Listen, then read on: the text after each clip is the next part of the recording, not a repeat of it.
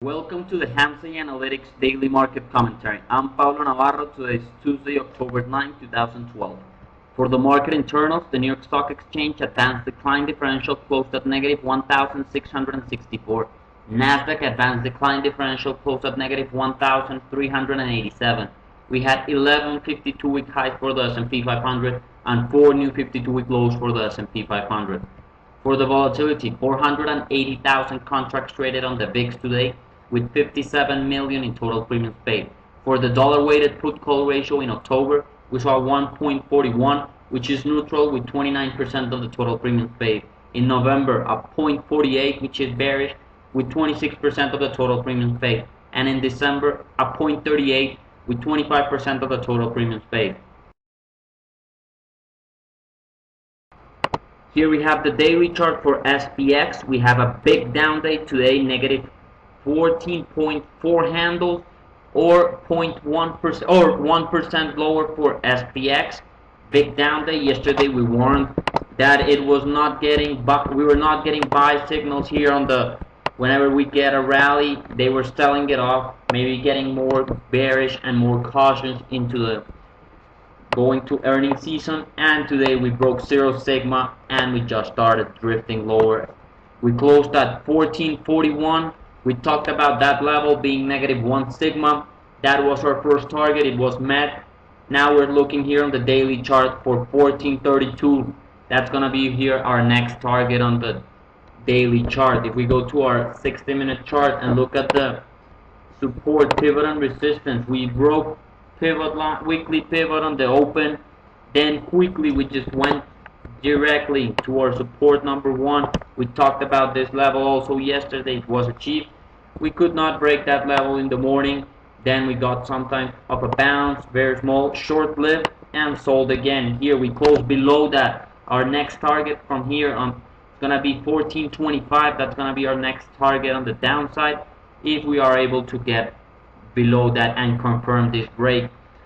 After the close, Alcoa and Yum Brands reporting earnings. Both of them beat estimates, so maybe tomorrow that's gonna have some little impact on the numbers. Also tomorrow morning we have Costco coming out with the numbers, and Friday JP Morgan and Wells Fargo. Okay, let's go now. Let's look at SPY here. SPY. And let's start with the targets here. We reached our first target, of course. We talked about this 144.27 on the downside, and maybe looking at 142.40. That's gonna be our next target on the downside, 142.40. If we go to the longer term chart here, we have the daily chart. We broke today this trend line we had here, higher highs, higher lows. Until yesterday the trend line was perfect. We broke it today here, and now looks like we're gonna maybe come and test this 50-day moving average of 142.80. That's gonna be our target here, 142.80 on SPY on the downside. If we go to the Qs, here we have the Nasdaq ETF. Here we have the daily chart. We broke the 50-day moving average. We talked about this moving average yesterday. Today we were down 1.64%. Huge drop here.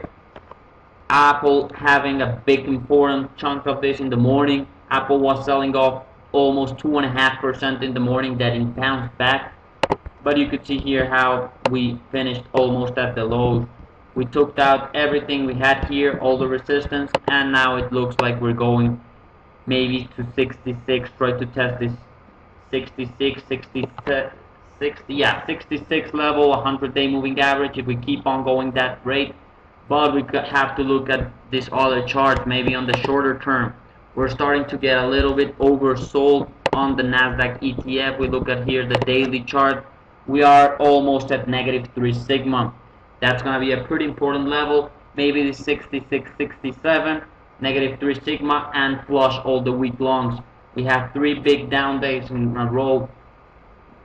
So we're expecting here maybe being a little bit oversold in the very short term.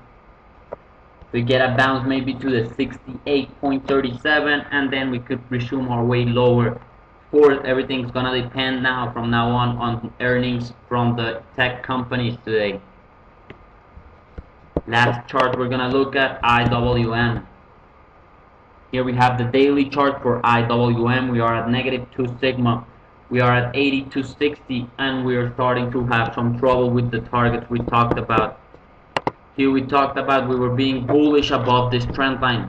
We have not broken that trend line yet. Also, it's in line with the 50-day moving average. We want to hold these levels, maybe try to bounce a couple of times. We talked about coming back here, testing it, going back higher, testing it again, and then rallying. That looks like it's gonna happen. We don't know, but until now we're holding. This is bullish here above this level. Keep on being bullish on this IWM, the Russell 2000 ETF. The first minute it breaks here, bullish plate turns out and going bearish, maybe looking for targets like the 80 level, 200-day moving average. Those are the plays here on the IWM. Now let's go to GLD. Here we have GLD. This is the daily chart for GLD, and we were down 0.6%, closed at 171.02, and we broke the 20-day moving average. We talked about this yesterday also, starting to see some weakness here on GLD. Maybe we talked about getting a bounce from here. We did not. We broke and closed below it. So now we're maybe looking for this level around the 69 level. We talked about that being the worst case if we broke here, and this is going to be pretty important level to hold this 69 level.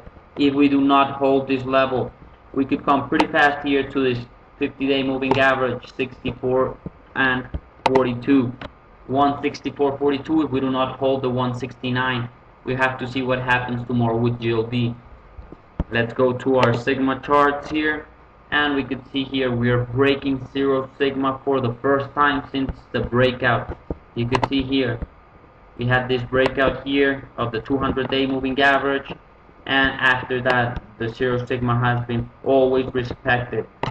So maybe looking for 165, 168.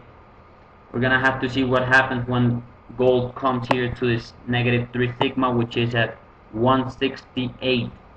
Those are gonna be very important levels on GLD, and from here our targets are gonna be looking for 169 on the downside, and the 20-day moving average on the upside. That's gonna be our upper target.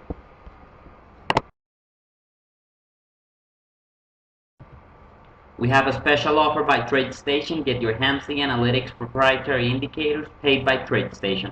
Contact Active Traders office in Chicago, Peter Albino, at the number listed below. Have a great day, and I'll talk to you tomorrow.